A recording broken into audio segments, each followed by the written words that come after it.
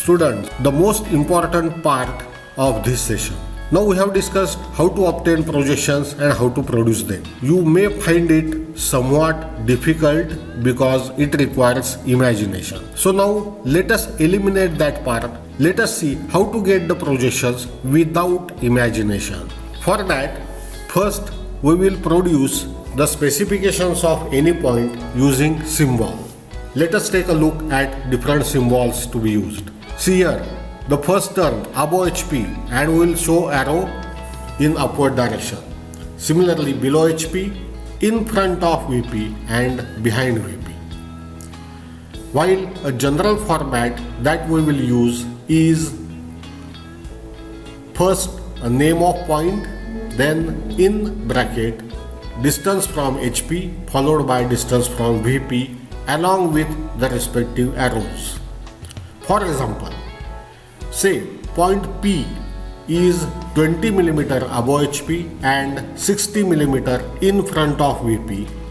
Now we will show its location as point P, that is capital P, bracket 20 mm above and 60 mm in front of. Do not forget, first we will take distance from HP and then distance from VP. Now look at the procedure to obtain the views without imagination. These two distances, they are going to give us the details of positions of elevation and plan. Specifically, distance from HP will give us the position of elevation.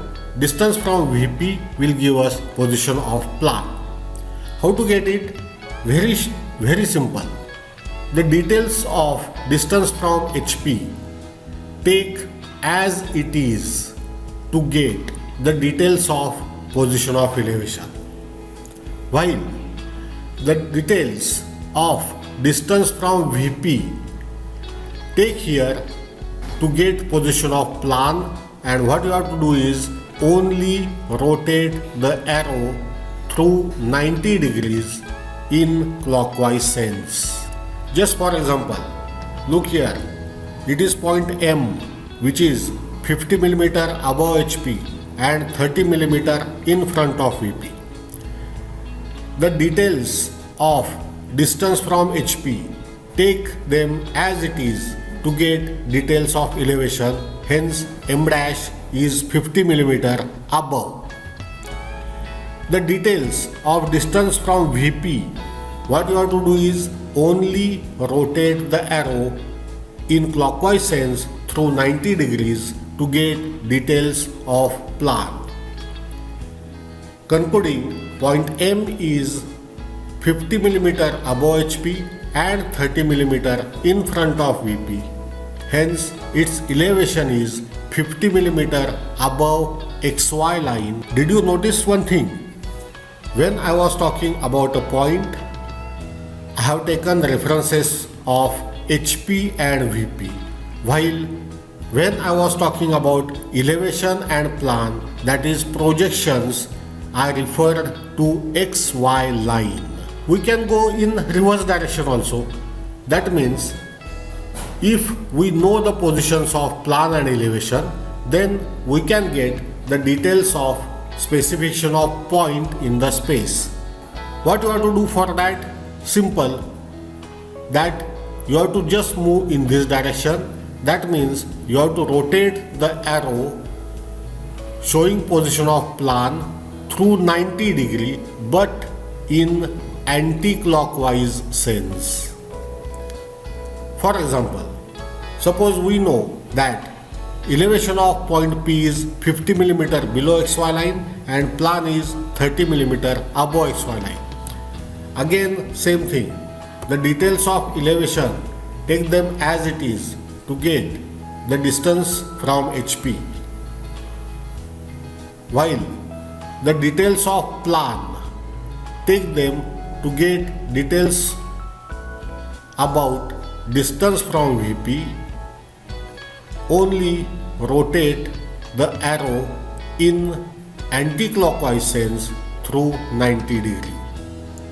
Thus, When elevation is 50 mm below XY line and plan is 30 mm above XY line, then point P is 50 mm below HP and 30 mm behind VP.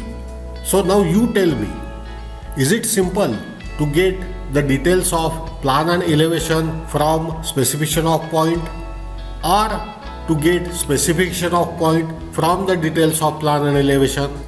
Okay then.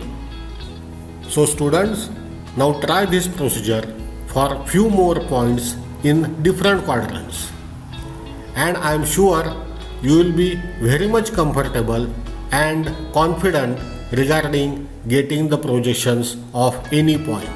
When actually we will produce the projections of any object, then we have to assume the object in one of the quadrant. In practice, the object is always assumed either in the first quadrant or third quadrant. The projections of object, assuming it to be in first quadrant, are known as projections using first angle method of projection.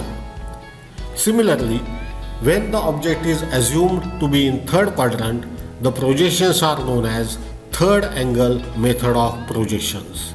Now you may ask that why we cannot assume the object to be in second or fourth quadrant. Let us take a look. Here are the projections of point A, which is in first quadrant, and you will see that elevation is above XY line and plan is below XY line.